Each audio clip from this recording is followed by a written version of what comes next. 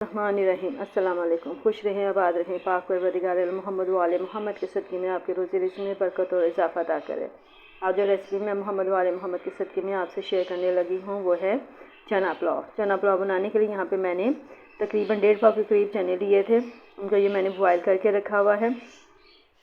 साथ ही मैंने यहाँ पे टमाटर काट लिए हैं। टमाटर के साथ ही यहाँ पे मैंने चिकन स्टॉक रखा हुआ है। ये चिकन की यखनी है जो कि मैंने इनमें डालने के लिए रखा है। इससे बहुत ज़्यादा मज़ेदार ये चावल बनेंगे चना पुलाव।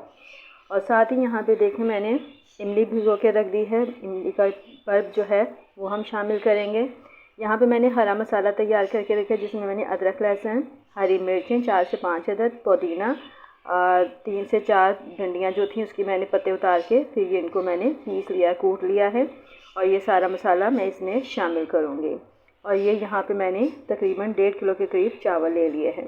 प्याज मैंने फ्राई होने के लिए रख दिए हैं। जैसे प्याज फ्राई होगा इसमें मैं माफ़ कीजिएगा गरम मसाला शामिल करूँगी। जी प्याज काफ़ी डार्क कलर के हो गए हैं क्योंकि मुझे इनको डार्क कलर का ही करना है। अब इसमें पानी थोड़ा सा शामिल करूँगी ताकि इसका कलर जो है अच्छे तरीके से निकल आए, क्योंकि चावलों को हमने पंजाबी स्टाइल में डार्क कलर वाला बनाना है। क्योंकि पंजाब साइड के जो चावल चना पुलाव होता है वो डार्क कलर के होते हैं। ये देखिए मैंने पानी शामिल किया। अब इसके ऊपर मैं थोड़ी देर के लिए ढक्कन दे दूँगी और फिर मैं इसको बाद में थोड़ा सा कलर देने के लिए 5 मिनट तक इसको प्याज को फ्राई करती भूनती रहूँगी इसमें पानी में। इसका कलर बहुत ज़बरदस्त आ गया है। अब इसमें मैं चने, टमाटर और तमाम हरा मसाला जो मैंने पीस के रखा हुआ था वो शामिल करूँगी और इनको मैं 10 से 15 मिनट तक के लिए भूनती रहूँगी। ये देखिए जी माशाल्लाह से क्या खूबसूरत कलर आ रहा है। और टमाटर को मैं ऐसे ही रखूँगी। ये चावलों में थोड़े साबुत टमाटर आए तो मज़ेदार होते हैं। अब ये हमारा मसाला तैयार हो चुका है।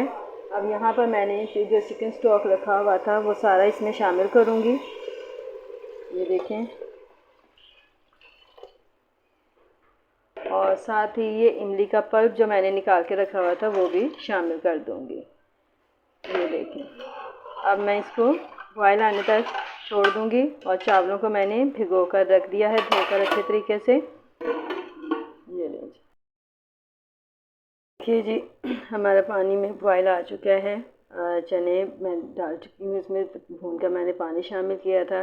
टमाटर आप देख रहे होंगे कि टमाटर हमने ज़्यादा गलाए नहीं थे तो इनको हमने बीच में वैसे ही रखना है। तो अब इसमें मैं चावल शामिल करूँगी। और ये चावल मैंने भिगो के रखे हुए थे। इसमें मैंने 4 से 5 हरी मिर्चें भी शामिल कर दी हैं। अब मैं चावलों के साथ ही ये हरी मिर्चें भी डालूँगी। चावल मैंने अब इसमें डाल दिए हैं। चूल्हा जो है बिल्कुल हल्का है क्योंकि गैस बहुत कम आ रही है। तो हमें चावल ज़्यादा गलाने नहीं हैं, तो हमें एहतियात करेंगे इस वक्त क्योंकि गैस बहुत कम आ रही है। तो ये ना हो कम गैस की वजह से हमारे चावल या तो कच्चे रह जाएं या फिर ज़्यादा गल जाएं। तो देखें कैसे बनते हैं। अब इंशाल्लाह बिल्कुल सही बनेंगे।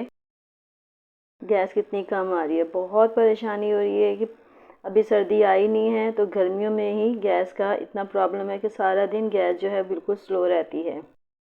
देखें जी माशाल्लाह से चावल जो है हमारे बहुत ज़बरदस्त से तैयार हो रहे हैं।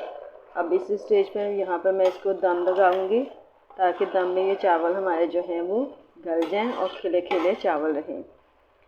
तो यकीनन आपको मेरी ये रेसिपी आज की पसंद आई होगी। मेरी वीडियो आज की अगर आपको पसंद आए तो लाइक करें, शेयर करें। अब आइंदा आने वाली वीडियो तक के लिए मुझे इजाज़त दीजिए। खुदा हाफ़िज़।